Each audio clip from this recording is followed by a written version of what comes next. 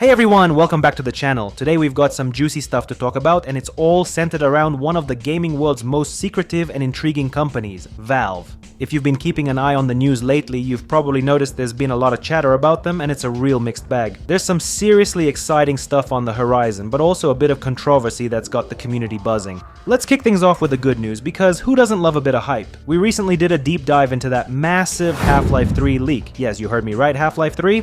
The leak came to light thanks to some files from another Valve game, Deadlock. Now, if you're a die-hard Valve fan, you know how rare it is for any info on Half-Life 3 to slip out. So when something like this happens, the whole gaming world pays attention. We're talking about new details that could finally shed some light on the most anticipated sequel in gaming history. I mean, how long have we been waiting for this? But there's more to it than just a few leaked files, so if you haven't already, go check out our full analysis in my other video. Trust me, it's packed with all the latest info you won't want to miss. But as with all things in life, there's a flip side, and this is where things get a bit sticky. Recently, a scandal erupted over a less than flattering review of the closed Deadlock test written by a journalist from The Verge, Sean Hollister. Now, this review has stirred up quite a bit of controversy, and it's not just about the content of the review itself, but more about what happened next. Here's the lowdown. Hollister gave a pretty critical take on Deadlock during its closed test phase, and soon after, Valve hit him with a ban from matchmaking. Yes, you heard that right. This move has set off a firestorm of debates and discussions, and it's really opened up a can of worms about the relationship between game developers and the media.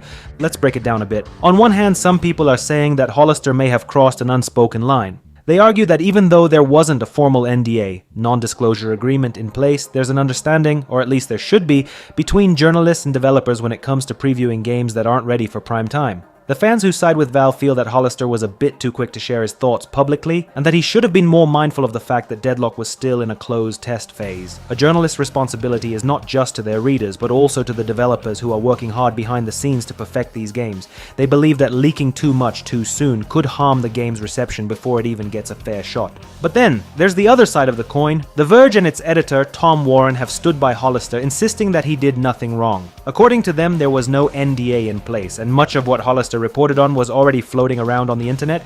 They argue that as a journalist, it's Hollister's job to inform the public, especially when there's a significant interest in a game like Deadlock. From their perspective, the gaming industry thrives on transparency and open discussion, and stifling that isn't good for anyone, least of all the fans who are eager to know what's coming down the pipeline. Now, Valve's reaction to all of this, banning Hollister from matchmaking, was a bold move, and it wasn't exactly accompanied by an official statement.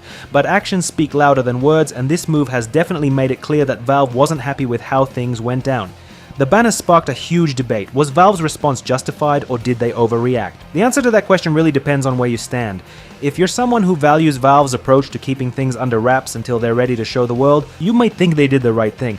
After all, part of what makes Valve games so special is the careful way they're revealed, building up anticipation and delivering those jaw-dropping moments when everything finally comes together. But if you're someone who values journalistic freedom and the importance of transparency in the gaming industry, you might see things differently. From this angle, Hollister was just doing his job, reporting on a game that people are curious about, without breaking any official rules. The idea here is that the public has a right to know what's happening behind the scenes, especially when it comes to a company as influential as Valve. So, where do you stand? Is Valve right to protect its secrets so fiercely, or does the gaming community deserve a bit more openness even if it means some early critiques might slip through? It's a tough call, and it really highlights just how complicated the relationship between the gaming industry and journalism. And speaking of things we deserve to know, if you're as obsessed with Valve's projects as I am, make sure to check out my video on the latest Half-Life 3 leaks. There's some seriously exciting stuff in there, and that's all for today, guys. Thanks for sticking around and diving into this crazy story with me. If you've got thoughts on this whole Valve versus The Verge situation, drop them in the comments. I'd love to hear where you all stand. This is Puzzle signing off, and I'll catch you in the next video. Stay tuned, and as always, keep gaming.